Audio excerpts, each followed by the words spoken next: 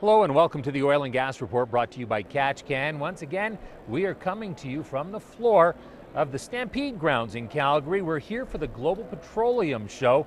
Quite an event, over 60,000 people expected to file through the doors, and a lot of them looking for business opportunities and to learn a little bit more about new technology in the oil and gas industry. Now, we're talking about business opportunities, and who better to talk to about that than somebody with a Chamber of Commerce.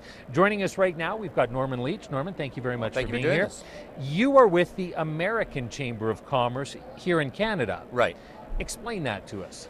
Well, the history is 100 years ago, American business people were doing business in other parts of the world and wanted support, and there just wasn't any available. And so American chambers of commerce started to spring up in foreign countries in Europe and other places.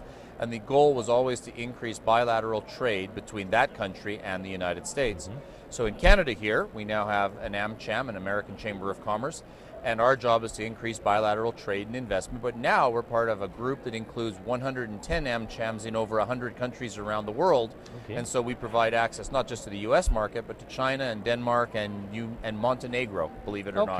Okay. So all kinds of opportunities All out kinds of there. opportunities. You've been with the organization for 5 years. Coming up on 5 years, yeah. And how have you seen it change over that time? Oh, it's grown dramatically. I mean, at one time we thought doing business with the United States would just be simple. That it was, I'm a Canadian, born and raised, but I grew up right on the U.S.-Canada border. And we always thought of the Americans as friends and colleagues and people you just went and had a beer with. And the border is thickened up. Over time, it's gotten harder and harder to do business across the border. And while we still do over $600 billion a year in trade, it's just a little tougher. And so our job is to try to open the doors, and we're seeing that our membership is growing exponentially. We have some of the biggest companies in Canada and the United States belong, some smaller ones too, but a lot of the big companies are joining because everybody recognizes how important that trade relationship is with Canada and the United States. So why would a big company come to you? I would almost think that they'd have a division that would be able to go and take care of those things. They do. Sometimes, though, it's nice to have an outside voice speaking for you as well. I mean, it's one thing for a big company, pick one, to say we want better access. But if I can speak for it and say all of our companies want better access, it carries more weight than one company coming at a time. And so it's a symbiotic. We work well with our companies. They have their lobbying groups in Washington and Ottawa. We do some of that same work, but we speak collectively where they speak individually. Okay, so when you look at it, does it seem to be more American companies looking to come up here through your organization or more Canadians looking to go down there? It's about 50-50, and I know that seems sort of trite, but it is about 50-50. We get Canadian companies every day calling us and saying, the biggest misconception Canadian companies have is that there is a U.S. market. There isn't. There are 50 U.S. markets because each state is different, each has its own regulations and rules, and so if you're doing business in California, it doesn't mean you'll be successful in Nevada because the rules are different. So we spend a lot of time working with Canadian companies that way.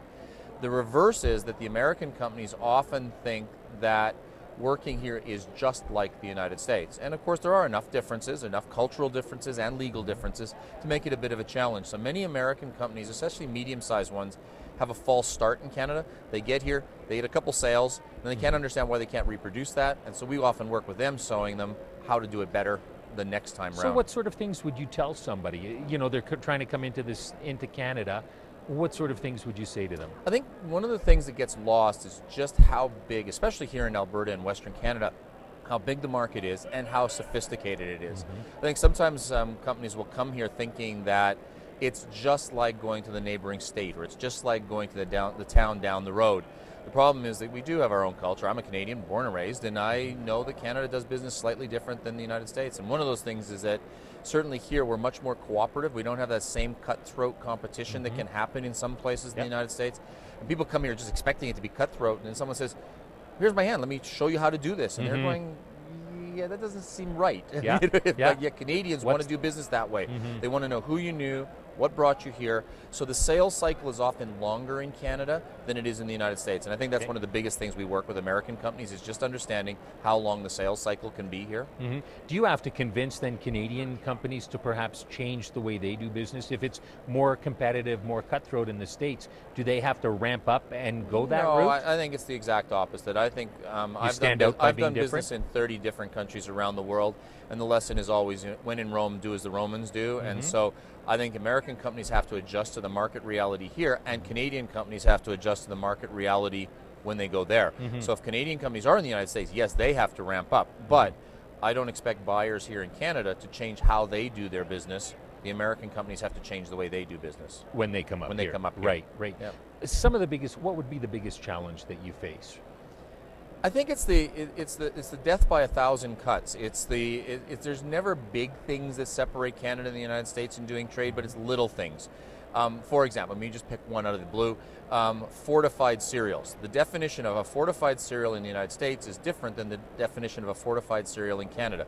So it means if you're making cereals, you have to make 2 different formulas on 2 different runs for 2 different markets, when in fact, there really isn't a difference between fortified cereals. But just because someone made a regulation 50 years ago, it's never been changed. And so this is death by 1,000 cuts, where you understand your major market, you understand how to sell, and then if some little regulation gets in the way, and we spend a lot of our time trying to figure out those little regulations and clean them out, get rid of them. Well, you mentioned that the border seems to be getting wider. Why is that? Well, it's a whole number of reasons. It is regulation is easier now. It's that there is a security issue. The American government is very, very concerned about security.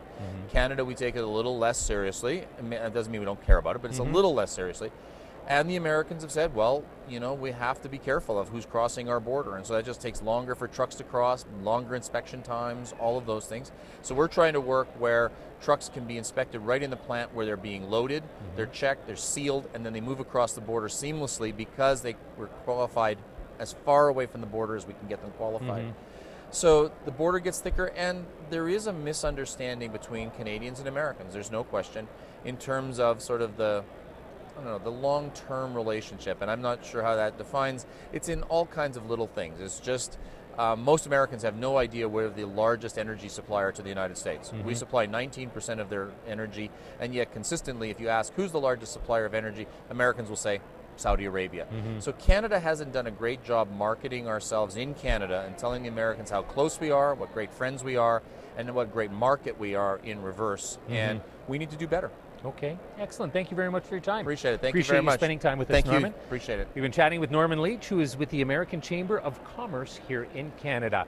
Going to take a bit of a break right now. Be back with more interviews on the Oil and Gas Report, brought to you by Katch in just a moment.